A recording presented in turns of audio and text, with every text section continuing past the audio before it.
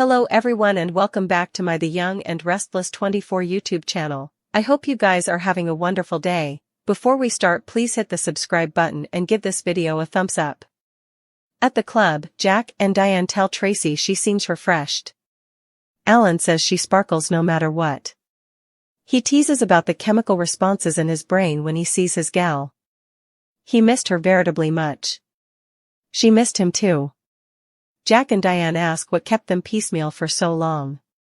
He was in D.C., and she was in New York. Alan wanted to sneak up to the Big Apple to surprise her, but it was a complete and maximum disaster. Diane can't believe it ended in disaster. Jack agrees and urges him to finish the story. Tracy explains that her agent reserved her on a last nanosecond book reading in Charleston, so she missed him.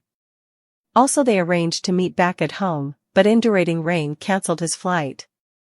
Jack tells his family and Alan that they earned all the happiness in the world. Alan wants further time with Tracy and offers to stop his speaking engagements so they can travel together. If that's what you'd like. Tracy teases about how important help he's while traveling, but she can't ask him to give up such a big part of his life. Jack points out, perhaps that's what he wants. Alan doesn't want to crowd her. Tracy tells him she'd no way feel that way. Diane thinks Alan is a contender for utmost romantic gesture. Jack is thankful his family has Alan in her life. Alan says he's the lucky bone. They go over him losing his family and being alone in Paris. He's no longer alone because of her. Tracy is more thankful for him. She's fully happy. She accepts his offer. Alan is tragically in love and blurts that if he allowed he'd a shot, he'd ask her to marry him right now. Jack and Diane gawp. Tracy teases, what a person wouldn't do to get a free trip to Manhattan. Alan can see the fear in her eyes, but she insists that's not the case. Jack and Diane beat a hasty retreat from the table. Alan mocks, I'm not veritably smooth, am I? Tracy asks, is there commodity that you wanted to say to me? At Crimson Lights, Chance shows Nick where Phyllis and Sharon were last seen. Sharon comes by and asks if there's news. Nick says they've new information. Chance tells her they've been security cam footage of the van's movements. Nick thinks they've the general vicinity, every step gets them near to chancing them. Summer worries that it might be too late, but Nick reminds her how tough Phyllis and Sharon are. They don't know why they were abducted or indeed if they were. Chance says the security camera doesn't show hijacking. Summer asks, you have instincts, right? What are they telling you? Chance is forced to admit he has a bad feeling about this. Summer frets, this is bad. Chance doesn't suppose Sharon and Phyllis left of their own volition. Nick assures his son that the Bobby will help bring them home. She asks, what do we do next? Nick suggests a door-to-door hunt. Chance mumbles about hunt clearances. This irks Nick, who says he'll put the Newman platoon on it. Chance warns against it, but they look at a chart and settle on an area to search that seems to be full of empty structures. Summer doesn't get this. Why would someone take the both of them? They easily don't want plutocrat or they would have reached out. Chance urges her to hang in there a little bit longer. Nick gets on the phone and says, get a full crew ready, I'll meet you there. He hangs up and promises to keep Summer posted. He'll do his stylish to keep a cool head and she must do the same. Nick takes off and Chance wants Summer to eat. She can't. She knew he was upset about her mama and Sharon. Chance is confident they'll find them and bring them home. Summer can tell he means it, which is why she's not a complete wreck right now. He knows this is hard after everything with Daniel. Chance says she can count on him. Summer knows this, he's a good Joe and a good Bobby. Chance assures her again they'll find them and bring them home safely. In the locked room, Phyllis asks the freak if he's watching her as she tries to pick the cinch. She taunts the voice but gets no response. Over her shoulder, she tells Sharon to get up and help her. Sharon, asleep, on the lounge with a pillow over her face, is unresponsive. Phyllis rushes over and begs Sharon not to freak her out. She tells her over and over to wake up, but she remains unconscious. Phyllis doesn't feel a palpitation and shouts, "What did you do to her? What did you do to her?" She frets, "Come on, Sharon, oh my God." She hollers at the speaker, "What do I do to fix it?"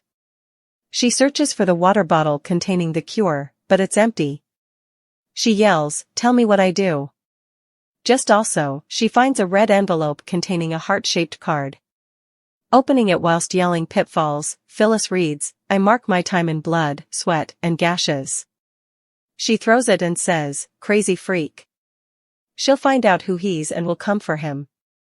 I'm coming for you." Returning her attention to Sharon, she continues trying to get her to come around. Working on the mystery, Phyllis suddenly realizes commodity. She climbs on Sharon, saying she has to do CPR. She starts counting and pushing on Sharon's casket. She pinches her nose and gives her mouth to mouth. Prompting, "Come on, Sharon," and soliciting her not to leave her there alone, she keeps trying to resuscitate her. Eventually, Sharon lets out a huge rustle and opens her eyes. "What happened?" Phyllis tells her, "You failed. You were dead. He boggled you and there was a card." She rambles about the oxygen to her brain and asks, "How many fritters am I holding up?" Sharon's head hurts. Phyllis says, "Because you were dead. There was no way to fake that. How the hell did he do that to you?" She asks the voice, "Did I pass the test?" Sharon sensations, "You saved my life. Phyllis had to do it. Sharon was right about her." Phyllis tells her not to make a big deal out of this. Many twinkles ago she was a cadaver. Sharon says, "I saved your life, and you saved mine." At the estate, Nick tells Chance by phone that they'll be fast and thorough. Billy rings the doorbell and asks if there's anything new. Nick updates him on the hunt in the old storehouse quarter. Billy has commodity too. "I got a textbook." He got the number for Phyllis's burner phone and called it formerly or doubly. No bone picked up, but a textbook came through. Click then for information on the Havenhurst Psychiatric Clinic. Nick says it reads like a courtesy response. None of the rest of them got the textbook when they called the burner phones. Billy prodigies if it was on purpose or a glitch. Nick wants to get it to Chance right down, but first checks to see if it's a real place. Looking it up, he finds out it exists but is permanently unrestricted, and it's in the storehouse quarter they're going to search. That can't conceivably be a coexistence. At the GCAC, Alan tells Tracy he was planning it when he mentioned marriage. They don't have to have this discussion now if she doesn't want to. Tracy doesn't want to set this away and circle back to it laterally. Alan takes her hands in his. "I've spent a continuance without you, Tracy." He was productive, but questions if he was really living. Now there's a woman in his life who radiates humanity, with a generous heart. Being down from her made him realize his life before wasn't enough. He wants to give her space but be near to her. "I love you veritably much. Tracy Abbott, will you marry me?" Tracy cries, "Alan Laurent." "Yes, I'll marry you." Alan wants to hold on to this moment and asks Tracy if it's moving too presto. Tracy doesn't watch what the rest of the world thinks. "You come to a point that you move yourself, you don't need this kind of love anymore, that recollections are enough." Alan knows her son passed away. Tracy addresses to her every day and has told her each about him. Chancing this with him is like a perk chapter in her story. Alan determines that he needs to get her a ring.